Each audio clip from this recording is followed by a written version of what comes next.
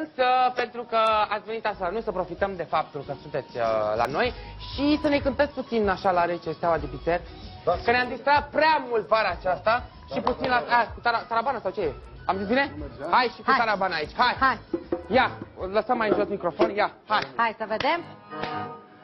Seara-i leanteată, steaua de pițer, sereni la geami, o vanzineam stiver, eu toată zoa, fiată va-i dorneam, sereni la geami, eu va te așteptam, steaua șată de pițer, eu de tot la tăvascher, până la tine cali lungă, ama vrearea mea te giungă, va te giungă, fiată va-ți spună, că din mine, nimic n-ai mai bună.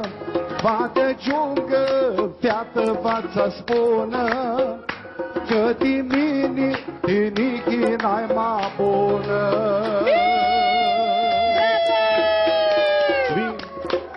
Mulțumim foarte mult, Steaua din Prearii, vă mulțumim din suflet!